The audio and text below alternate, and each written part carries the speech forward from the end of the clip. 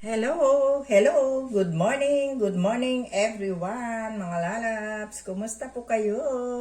Ngayon po ay Monday, Monday ng umaga. So, tayo nag-prepare na ng ating lulutuin para for lunch. So, ang ating menu for today is, fish lang na may lalagyan natin ng sabaw. Kumbaga, fish soup.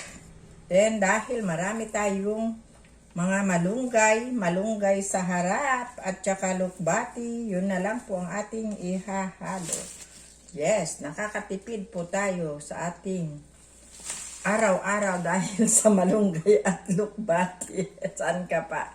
Yes, kaya po kayo, pwede rin kayong magtanim. Kung meron kayong bakuran dyan na pwedeng taniman, pwede kayong magtanim. Pero dahil medyo mahirap ang may bakuran dito sa atin, sa Maynila, pwede rin kayong magtanim sa malaking timba or malaking planggana or anything. Pwede kayong magtanim ng mga gulay-gulay para kayo'y makatipid kahit papano.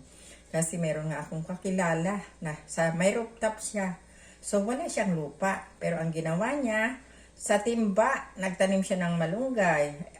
Tanim siya ng mga iba't ibang klase ng gulay. Pero ayun, nakapagtanim siya talaga at nagha-harvest siya. Patunay pag nagha-harvest, binibidyo na yun ay mga tanim niya. So ganyan, ugaliin nyo para kahit paano makatipid-tipid tayo. Kasi sa hirap ng buhay ngayon, kailangan natin dumiskarte sa buhay. Ganyan po.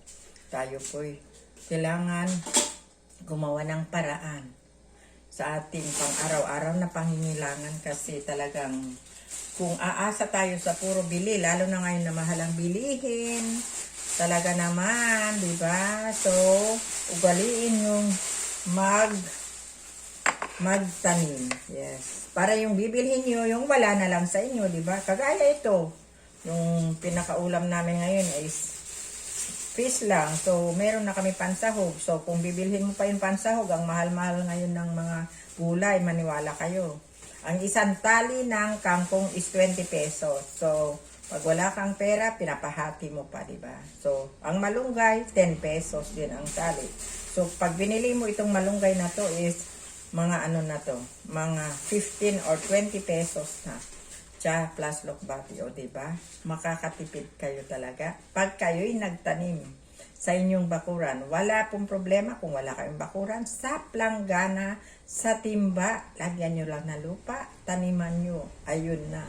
Iha-harvest nyo na pagdating ng panahon. Bye-bye everyone! Sana panoorin nyo ang aking video hanggang matapos. Thank you so much sa inyong lahat. Bye-bye!